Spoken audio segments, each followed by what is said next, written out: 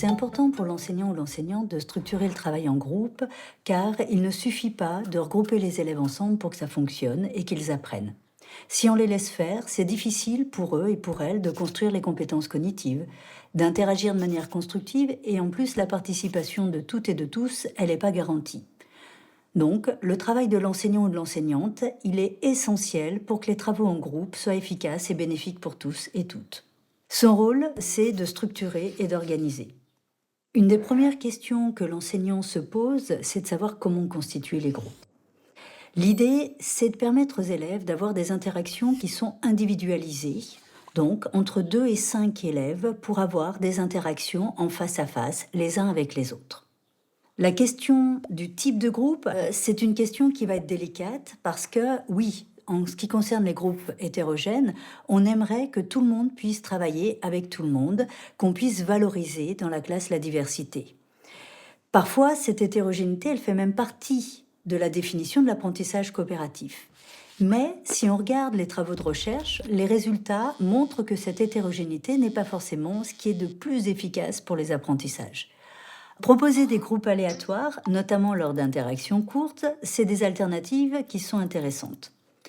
En effet, la création de ces groupes aléatoires, elle peut devenir ludique et elle permet d'introduire le contenu qui sera travaillé par la suite, notamment lorsque les élèves doivent retrouver leurs partenaires en fonction d'informations qui leur sont distribuées. Ces groupes aléatoires, ils vont permettre de réduire les tensions lors de la formation des groupes. Donc finalement, la connaissance des élèves et la nature du travail à accomplir s'avèrent dans la pratique des boussoles particulièrement utiles. Donc en conclusion, on n'a pas de formule magique et varier la composition des groupes est importante. La responsabilisation individuelle, c'est ce qui renvoie au processus qui amène les élèves à endosser des responsabilités, notamment de nature différente. Des responsabilités fonctionnelles, gardien du temps, responsable du matériel, mais aussi des responsabilités interpersonnelles, sociales, la personne qui encourage, qui s'assure que tout le monde s'exprime, et des responsabilités cognitives, c'est-à-dire liées à l'activité scolaire.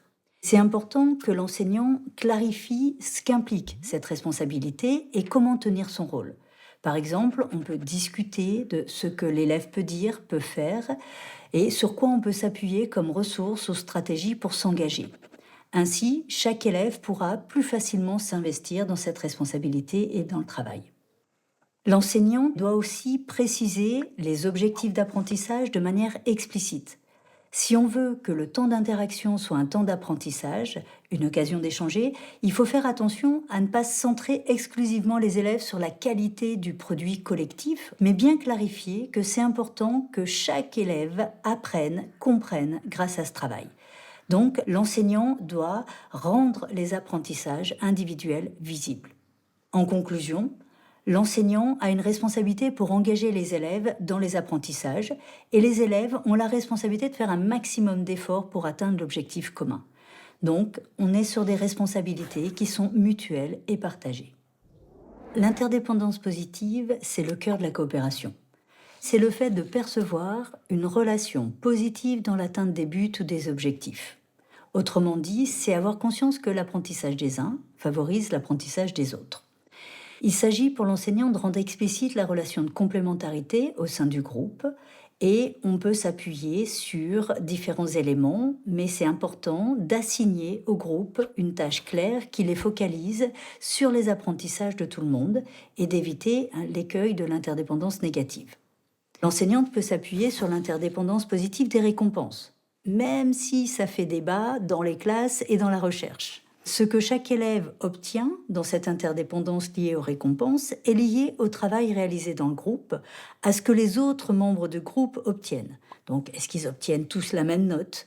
Est-ce qu'ils gagnent des points bonus en fonction de ce qui se passe dans le groupe? Donc, c'est en ça qu'on parle d'interdépendance des récompenses. Avec l'interdépendance positive des ressources et des informations, en fait, les élèves vont avoir des informations, des ressources complémentaires qui doivent être combinées. C'est ce qu'on retrouve par exemple dans les dispositifs puzzle, dans lesquels chaque élève devient expert d'une partie qu'il ou qu'elle doit enseigner aux autres. Ce type d'interdépendance positive des ressources des informations est très efficace pour pouvoir soutenir en fait l'engagement des élèves et la coopération. Mais il y a un certain nombre de précautions qui vont être nécessaires.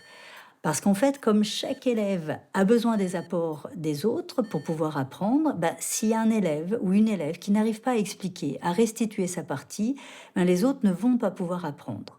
Donc, pour que cette interdépendance des ressources, elle fonctionne, les élèves, ils doivent être outillés. On doit s'assurer qu'ils arrivent à lire, à comprendre, à résumer, à expliquer les informations.